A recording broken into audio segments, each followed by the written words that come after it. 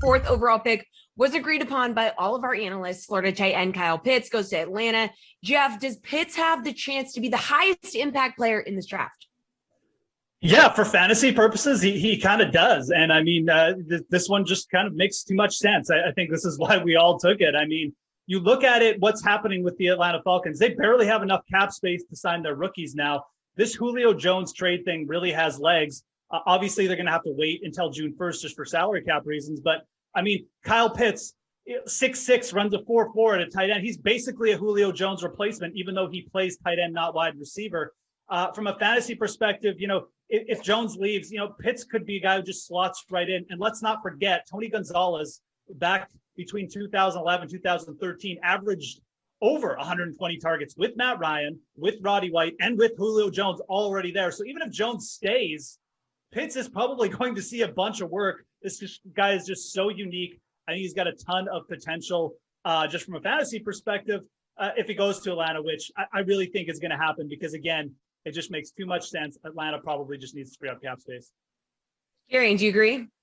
Yeah, I mean, Atlanta's in such a weird position as a franchise right now because I think anyone outside the franchise is kind of screaming, just rebuild. Like, just tear it down to the studs and try to rebuild. And that would generally mean taking a quarterback with a pick as high leverage as this pick is.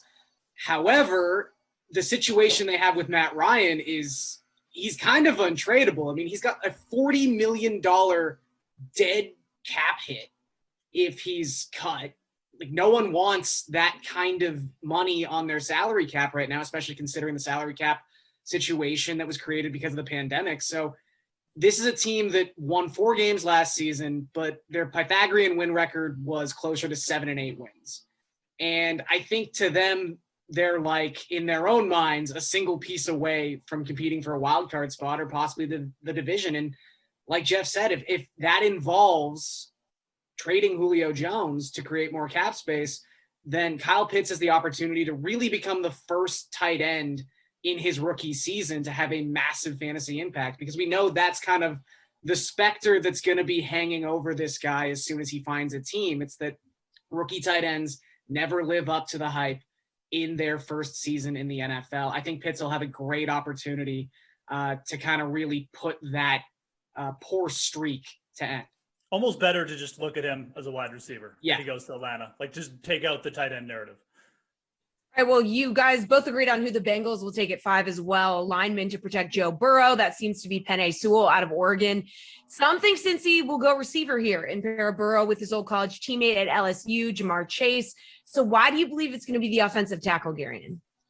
I just think it's such a glaring need. But this might be giving the Bengals a little too much credit. I mean, sometimes when you're a GM and you're staring down a shiny new offensive toy, especially someone like Zach Taylor, who is an offensive mind, it's hard to say no to someone like Jamar Chase, especially considering the connection he has with Joe Burrow. I mean, it's obviously a pick that would make Joe Burrow very happy, although you could make the same argument that letting him keep his one healthy knee for another season would be a pick that would make Joe Burrow very happy.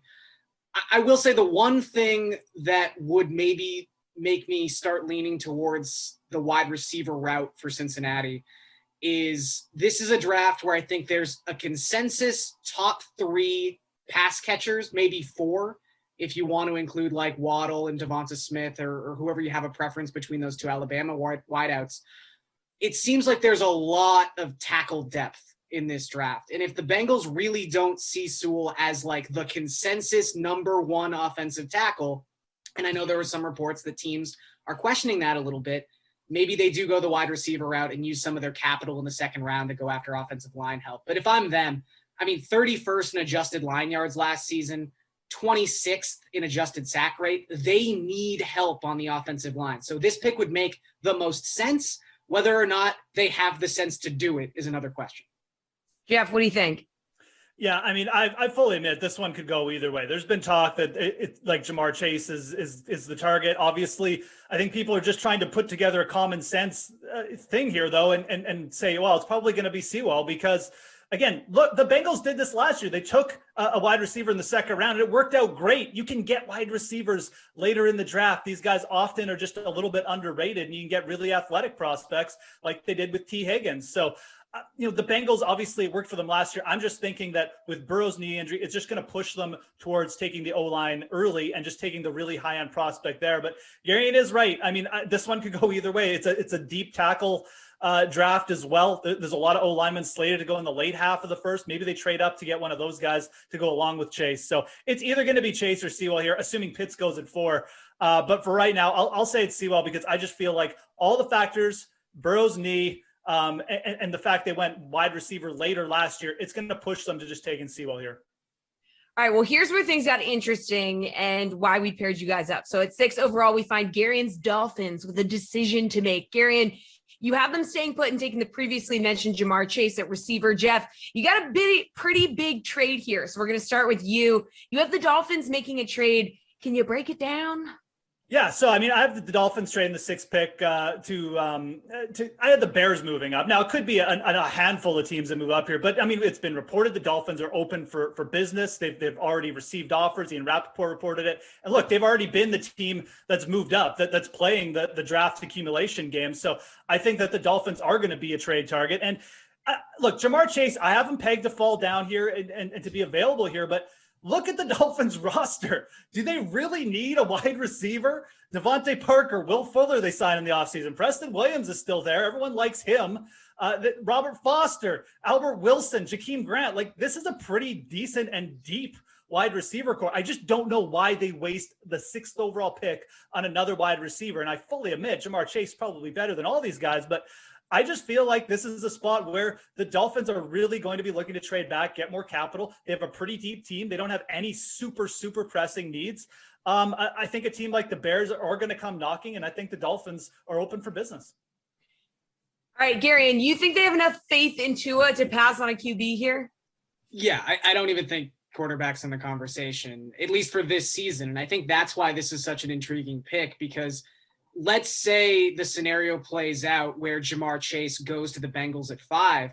In that scenario, I do think the Dolphins will quickly try to trade this pick because, I mean, the whole narrative behind them getting back up to 6 after they had traded the 3rd pick was they wanted an opportunity to draft either Ja'Marr Chase or Kyle Pitts. And at that time, it really did seem like we might have 4 or 5 quarterbacks go consecutively at the top of the draft. So if both those pass catchers are off the board, and while I do agree with Geoff, they have a deeper wide receiver core than some people are willing to believe. They've got a lot of possession wide receivers. I mean, Will Fuller also only signed that 1-year contract. I do think they want to lock up a key offensive piece for Tua. And I think they want to make sure the 2021 season, there can't be an excuse.